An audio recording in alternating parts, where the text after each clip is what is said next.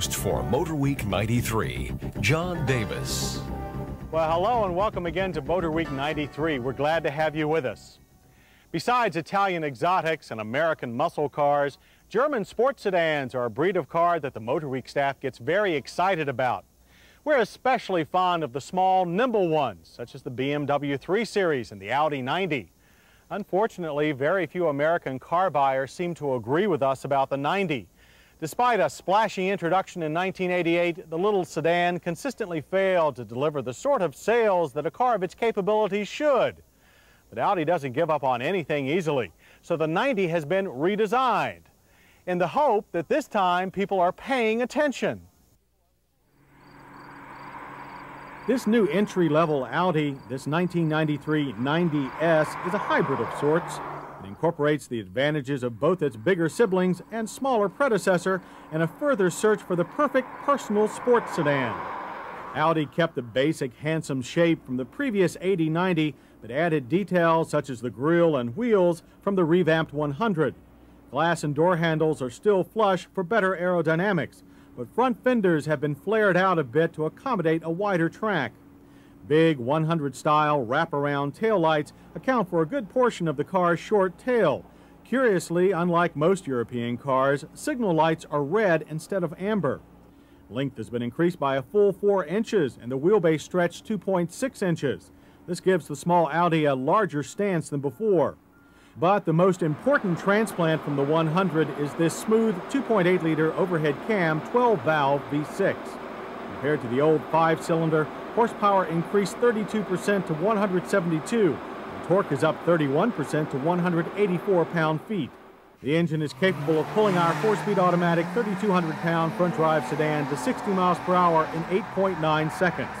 The quarter mile took 16.8 seconds at 84 miles per hour. Its V6 acceleration is much more spirited than the 5-cylinder Audi 80-90, and a 5-speed manual is standard. Hauling the new 90 down from test speed in an average of 108 feet are standard 4-wheel anti-lock disc brakes. The pedal feels firm and responsive under hard braking and gives good feedback from the tires. The Goodyear Eagle GAs, designed more for touring than performance, sacrifice some grip for comfort. The body roll is well managed by front coils and struts and a rear torsion beam suspension carried over from last year. During evasive maneuvers, turn-in is quick. The tail slides out a bit, but never beyond control. The overall feel is more solid. On the road, EPA fuel economy estimates for the 90S are 16 miles per gallon city and 25 highway for our automatic-equipped model. We got a combined average of 22 miles per gallon in our test. Okay for a sporty 6-cylinder. Inside, Audi stylists thought they'd leave well enough alone and simply touch up the cabin. Controls are typical Audi style with big buttons and lots of stalks. A driver's side airbag is standard, but one for the passenger, unfortunately, is not available. Manually adjustable bucket seats are comfortable and offer good support. There's good leg and headroom for most body shapes. CS and Quattro models are outfitted with an 8-way power driver's seat. Big analog gauges are easy to read day or night. Where the CS and Quattro add center dash engine readouts, the S gets by with warning lights. Controls for secondary equipment are located above the 6-speaker Audi AM/FM cassette stereo system. Our car's rotary climate controls make finding a comfortable setting simple. The fact that the system is free of Freon shows Audi's concern for the environment. Rear seat room is tighter than in some of the 90s competitors, but it's still comfortable for two.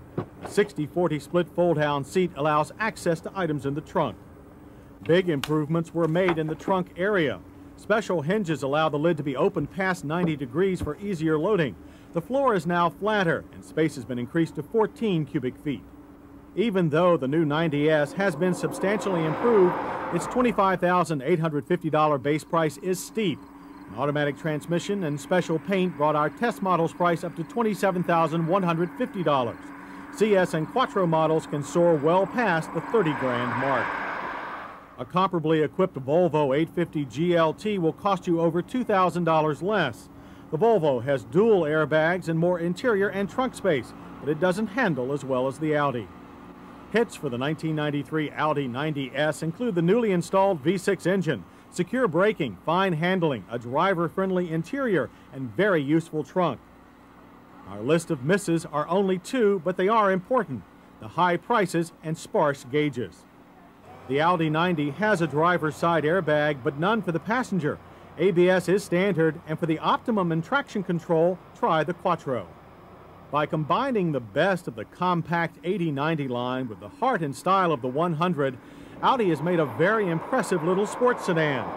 With a car this good, it's sad that a weak dollar makes it so expensive. Thus, we probably still won't see this small Audi coming around lots of corners. But those who do venture out in an Audi 90 will be rewarded with a car that succeeds in pleasing.